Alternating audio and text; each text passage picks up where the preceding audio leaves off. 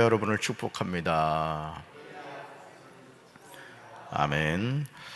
오늘 사무엘상 31장 1절부터 13절까지 말씀으로 그날에 함께 죽었더라, 그날에 함께 죽었더라, 이런 제목으로 말씀의 은혜를 나누고자 합니다.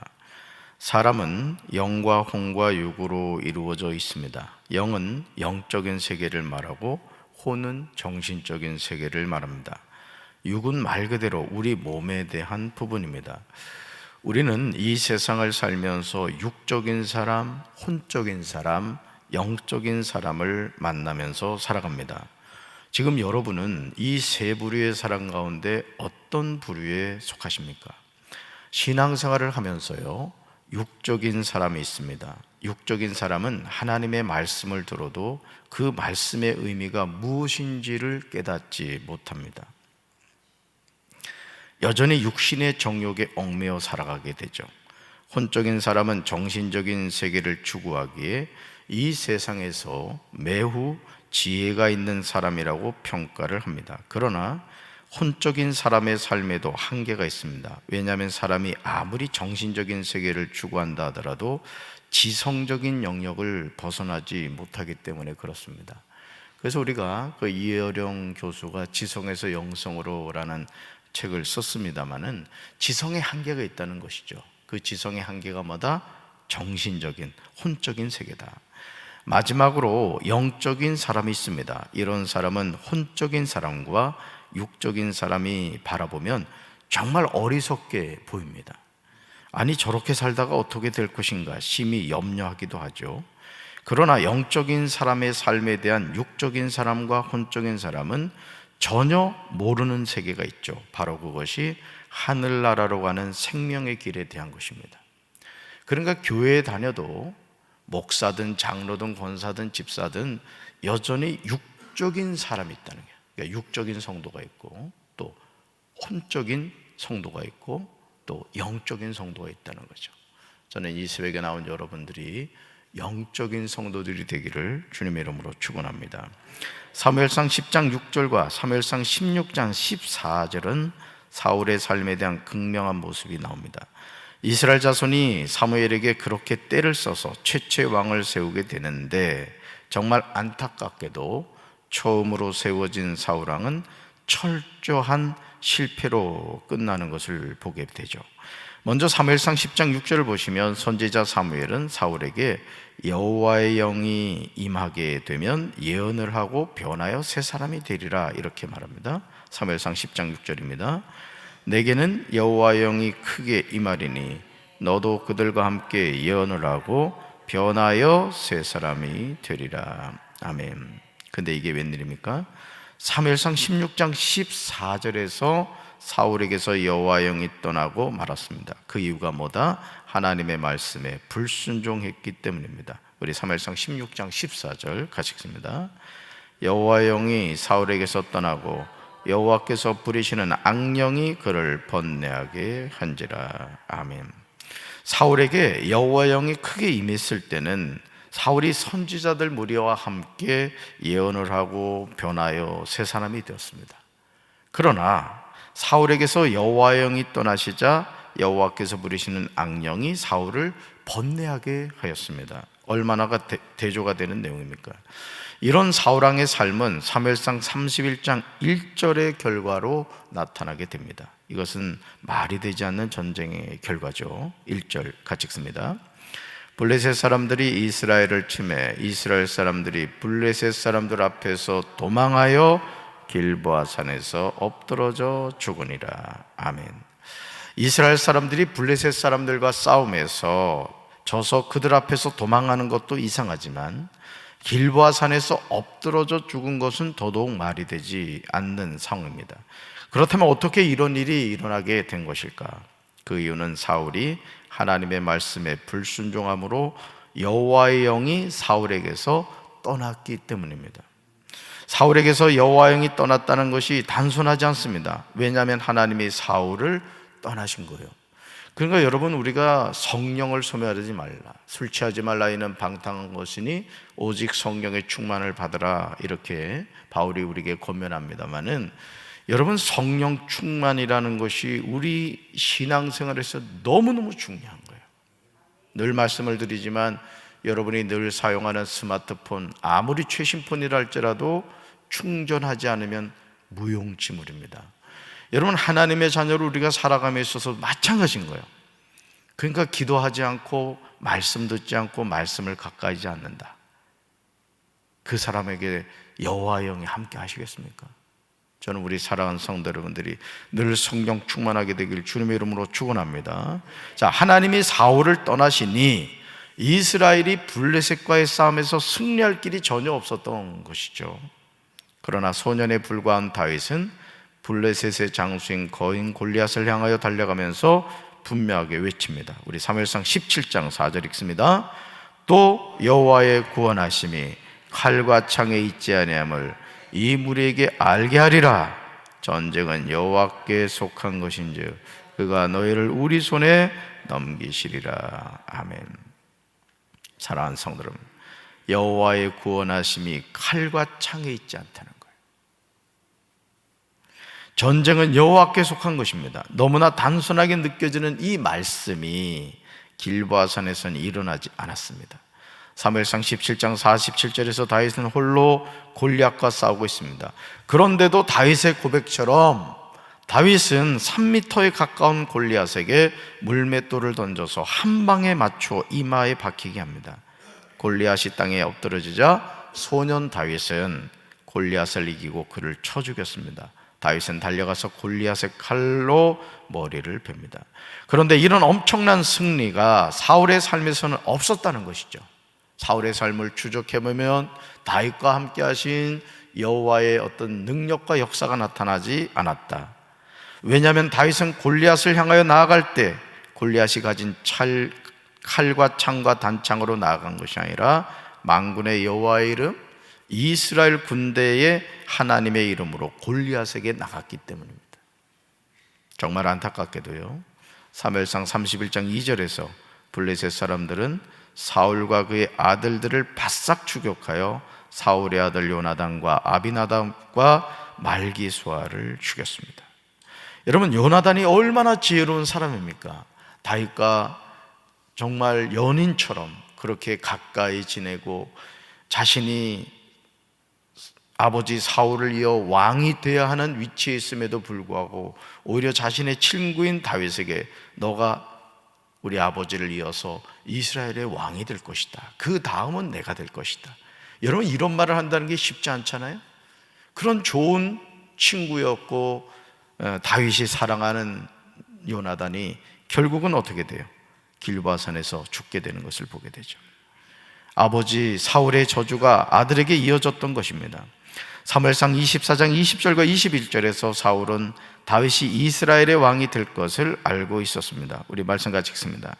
보라, 나는 내가 반드시 왕이 될 것을 알고 이스라엘 나라가 내 손에 견고히 설 것을 아노니 그런즉 너는 내 후손을 끊지 아니하며 내 아버지 집에서 내 이름을 멸하지 아니할 것을 이제 여호와의 이름으로 내게 맹세하라 하니라. 아멘. 그렇다면 사울은 왕이 될 다윗을 존중하고 그를 인정해 주어야 했습니다. 하지만 사울이 죽인 자는 천천히요 다윗이 죽인 자는 만만이라는 여인들의 노래를 듣고 시기심이 생겨서 40년 이스라엘 왕으로 살면서 다윗을 죽이는 일에만 몰두했습니다. 여러분, 하나님이 왕으로 세워줬으면 왕으로서 역할을 해야 될 거 아니에요. 그래요, 안 그래요? 저는 이 윤석열 정부를 보면서 제일 안타까운 게 똑같아요. 지금 하는 짓이 사울왕하고 똑같은 거야. 여러분, 나라의 대통령이 되면은 야당 대표 죽여가지고 뭐 하겠습니까? 여러분, 먼지 안 날 사람 없죠. 그렇다 할지라도 어쨌든 한 나라를 이끌어가는 대통령이 됐으면 여야를 아울러서 어떻게 해서든 지금 코로나19 여파로 그러지 않아도 민생의 어려운 판에 이 국가를 이끌어 가야 될 텐데 이번에 일본 가가지고도 하는 짓을 보라고. 3.1절 경축사 하는 내용도 말이죠, 어떻게 지킨 나라고 어떻게 찾은 나라인데 참 너무 안타깝습니다. 정말 기도해야 될 줄로 믿습니다. 정말 대통령을 위해 기도해야 돼요. 정신 차리라고.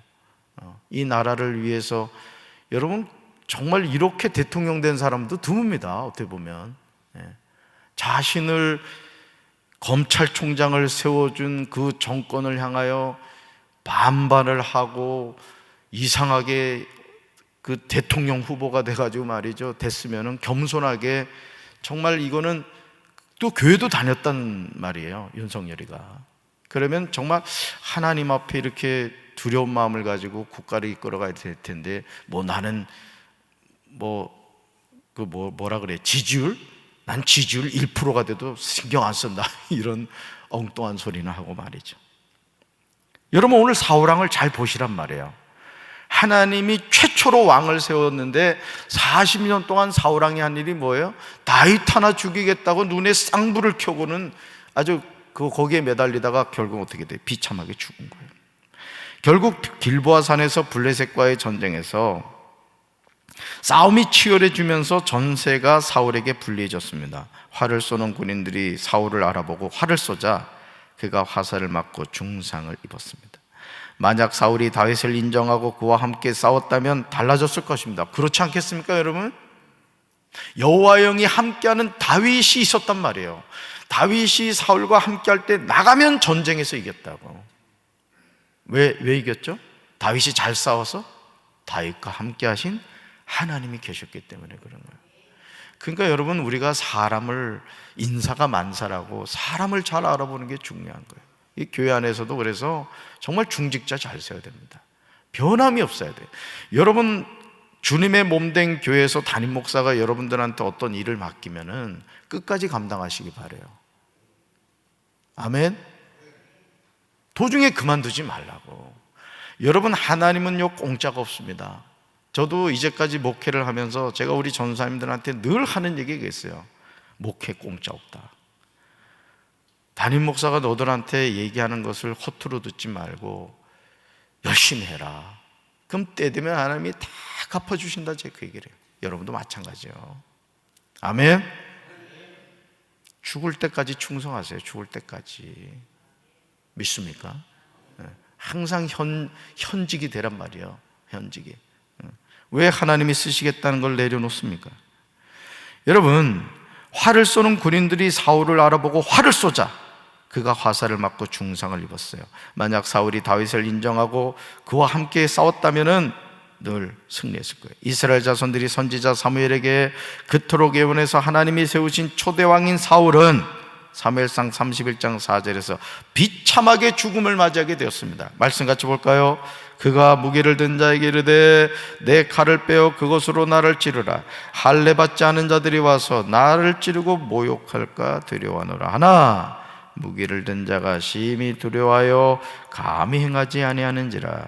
이에 사울이 자기의 칼을 뽑아서 그 위에 엎드러지매. 아멘. 사울은 40년의 왕 노릇을 자살로 마치고 말았어요. 여러분 이런 인생 되지 마세요. 얼마나 안타까운 모습입니까? 여호와의 영이 크게 임하여 선지자들과 함께 예언하고 변하여 새 사람이 되었던 사울에게서 여호와의 영이 떠남으로 그는 시기심이 가득한 존재가 되었다는 것이죠.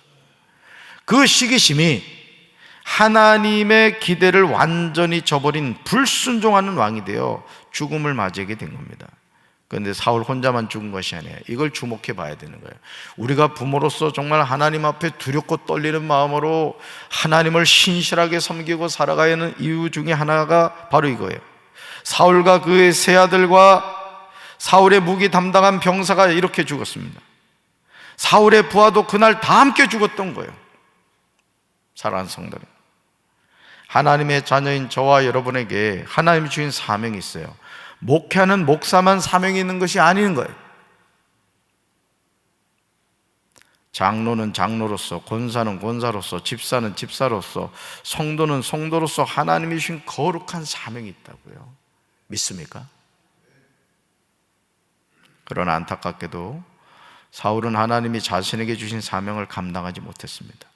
왕으로 세워놓았더니 왕이신 하나님의 명령에는 불순종하고 다윗 한 사람 잡아 죽이겠다고 미쳐서 날뛰다가 길보아 산에서 스스로 칼에 엎드러져 자살하고 말았어. 사람이요, 태어나는 것도 중요하지만 어떻게 죽느냐도 정말 중요합니다. 여러분, 죽을 준비하셔야 돼. 이번에 아내 갑자기 그렇게 된 거 보면서 마음이 그렇더라고요, 사실은.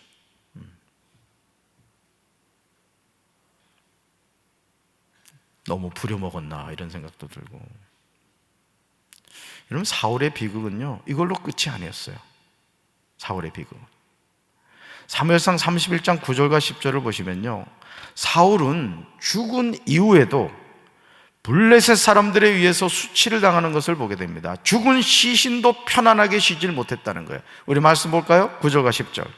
사울의 머리를 베고 그의 갑옷을 벗기고 자기들의 신당과 백성에게 알리기 위하여 그것을 블레셋 사람들의 땅 사방에 보내고 그의 갑옷은 아수다롯의 집에 두고 그의 시체는 벳산 성벽에 못 박음에. 아멘. 그 다음 밑줄 보세요. 사울의 머리를 베고 10절 끝으로 그의 시체는 벳산 성벽에 못 박음에. 하나님은 사랑의 하나님이십니다. 그렇다면 사울이 죽은 이후에 이렇게까지 하실 이유는 없었을 것입니다. 그러나 하나님은 공의의 하나님이시기도 합니다. 블레셋 사람들이 사울의 머리를 베고 그의 시체를 벳산 성벽에 못 박은 것은 샘플이라는 거예요. 하나님의 말씀에 불순종하는 자의 마지막이 어떻게 되는가를 이방인들과 이스라엘 사람들에게 보여주고 있는 거예요. 우리는 사랑의 하나님만이 아니라 공의의 하나님을 기억해야 될 줄로 믿습니다. 죄의 삭은 사망이요, 하나님의 심판은 두렵고 떨리는 겁니다. 저는 여러분이 사랑의 하나님의 은혜를 늘 체험하게 되길 바라요. 매맞는 신앙생활을 하지 말라고요. 순종해서 하나님 주신 축복받고 순종해서 하나님이 여러분에게 계획하신 그 형통의 길을 걸어가게 되기를 주님의 이름으로 축원합니다. 블레셋 사람들이 사울에게 한 일을 길랏 야베스에 사는 백성들이 들었습니다. 그래서 길랏 야베스의 용사들이 밤새도록 가서 사울과 그의 아들의 시체를 벳산의 성벽에서 내려 야베스로 돌아왔어요. 얼마나 안타까운 모습입니까? 야베스 백성은 그곳에서 그 시체들을 화장했습니다. 야베스 백성은 그의 뼈를 야베스에 있는 에셀나무 아래 묻어주고 7일 동안 음식을 먹지 않았습니다. 길랏 야베스 사람들은 사무엘상 11장에서 암몬 사람 나하스가 올라와서 길랏 야베스를 공격하라고 할 때 사울이 암몬을 쳐서 구원을 받은 빚을 갚은 거예요. 그러니까 이 길랏 야베스 용사들이 사울 왕에게 입은 은혜를 갚았던 것이죠. 이제 우리는 일상의 삶에서 하나님을 경외하는 삶을 살아야 할 줄로 믿습니다.